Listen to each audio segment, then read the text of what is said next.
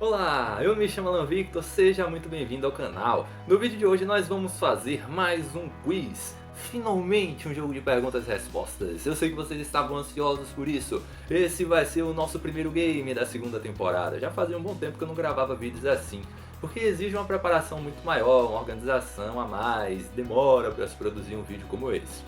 Mas fica muito legal, muito bacana, interativo, então se você não conhece as regras ainda, recomendo grandemente com que leia as instruções aqui embaixo na descrição desse vídeo.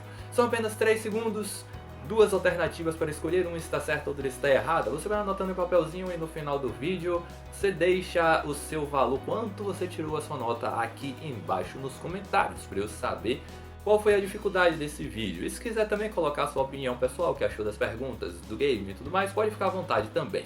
Então, agora que você já fez isso, já está informado, pronto para tudo que vier sobre o Império Romano, segue comigo! A cidade de Roma ela foi fundada muito tempo antes de Jesus nascer, no ano de 753 a.C., quando dois bebês gêmeos, o Rômulo e o Remo, eles foram encontrados por uma loba que cuidou deles e os amamentou. Então, a nossa primeira pergunta é: quem foi o primeiro governante de Roma? Resposta correta. Depois, claro, que eles foram encontrados por uma humana, que os educou e os criou. E naquele lugar onde eles foram encontrados, foi que surgiu a cidade de Roma. Daí, uma briga entre eles, o Rômulo matou seu irmão Remo e se tornou assim o primeiro governante de Roma. O Império Romano foi um período da história que marcou bastante toda a trajetória de Roma. Ele se iniciou em 27 a.C. e terminou em 475 d.C., com a queda do Império Romano do Ocidente, em 475 d.C., findando assim a época da Idade Antiga e a partir disso iniciou-se a Idade Média. A nossa segunda pergunta é a seguinte, galera: quem foi o primeiro imperador de Roma? Resposta correta. Alternativa A: Octavius, Otávio ou Augusto. Augusto era um título naquela época, não era para nós como é o nome hoje em dia. O fim da República Romana veio com a morte de Júlio César, quando ele tentava apaziguar várias crises e discussões internas ao se tornar o ditador supremo do reino. Então, após a sua morte, o seu sobrinho Otávio assumiu o controle sobre a autorização do Senado, se tornando assim o primeiro imperador, sendo nomeado um único general. Isso porque antigamente em Roma haviam vários generais, cada general tinha o seu exército. Por isso que haviam muitos golpes políticos, porque o exército não tinha fidelidade ao império, mas sim ao seu general. Nos filmes épicos, os generais são sempre retratados montando algum cavalo imponente com belas armaduras no meio do campo de batalha, cortando a cabeça de um monte de gente. E a pergunta é uma pergunta bem fácil: os generais eles lutavam nas guerras que eram convocados? A alternativa na tela. Olha, só é a letra B, pessoal. Mas como assim, cara? Isso vai contra tudo que eu aprendi no cinema, na TV. É exatamente isso. Os generais, eles comandavam o exército à distância. Eles ficavam geralmente em um acampamento, montando as estratégias e ali vendo como a batalha ia se desenrolando. E eles mantinham essa distância para melhor reagir às coisas que iam acontecendo no campo de batalha. Mas eles lutavam sim, quando a batalha era dada como perdida. Daí eles iam até o campo de batalha para encontrar a morte nas mãos do inimigo, ter uma morte honrada. As togas, as roupinhas dos romanos, elas eram feitas geralmente de lã. Algumas pessoas que tinham maiores condições usavam de seda. Elas eram dobradas de uma maneira especial e possuíam um significado único. E a nossa pergunta é: quem usavam as togas no Império Romano?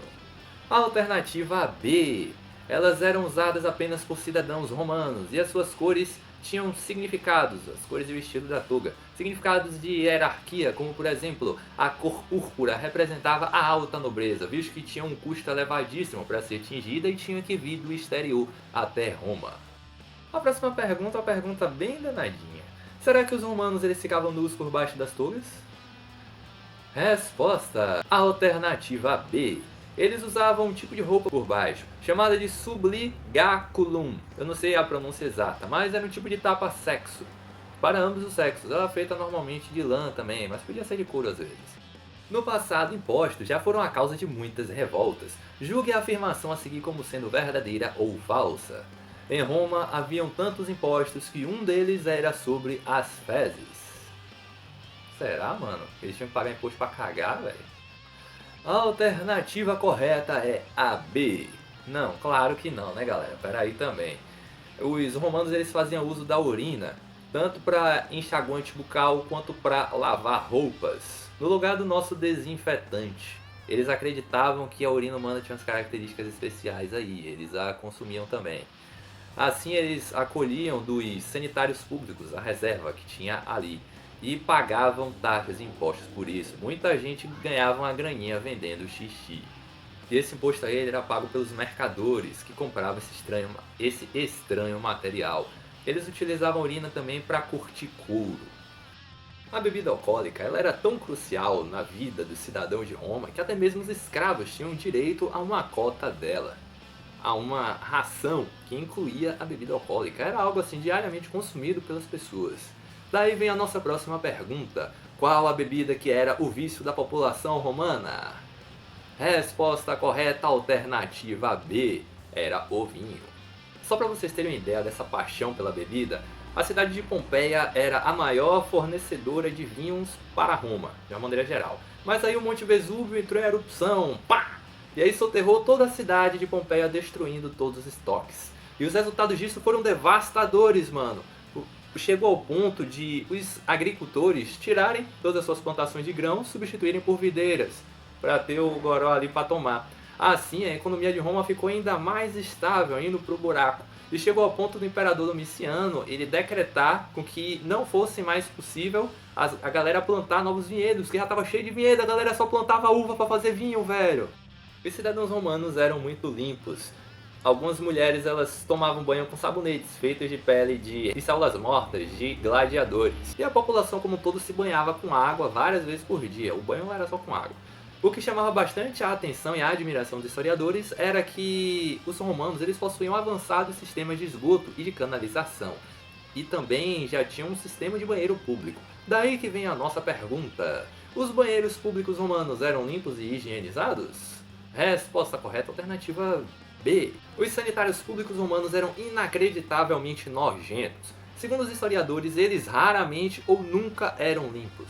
Havia a presença de diversos parasitas nas fossas, sem falar que as pessoas elas iam para lá com pentes para se livrar um pouco dos piolhos, tudo lá no banheiro. Eu não vou nem dizer que a galera usava todo mundo a mesma esponja na bunda depois de fazer o número 2.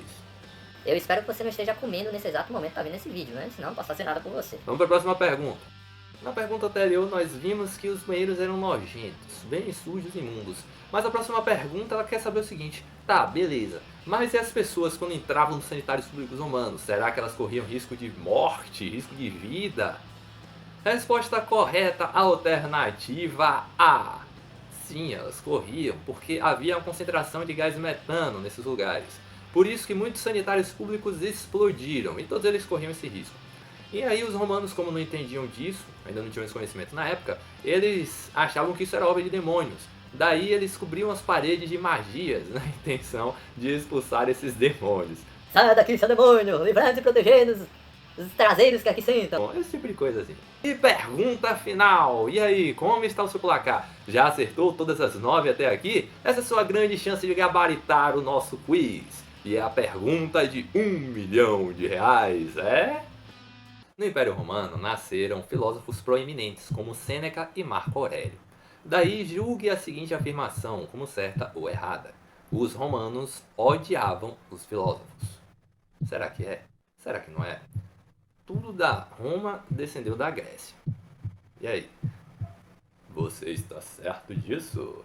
Tempo esgotado, resposta na tela, alternativa A. É verdade, galera, eles odiavam. Porque para os romanos práticos, os filósofos eles não tinham um conhecimento geral da vida, do sistema como ele funcionava. E os romanos tem que se lembrar que eles eram um povo guerreiro, um povo batalhador. Então, do ponto de vista militar, os filósofos não tinham nenhuma utilidade. E eles eram muito odiados, assim, em geral, pelas pessoas de Roma. Então esse foi o nosso quiz de hoje, galera. A gente vai ficando por aqui. Beijinho, beijinho, um abraço e tchau, tchau.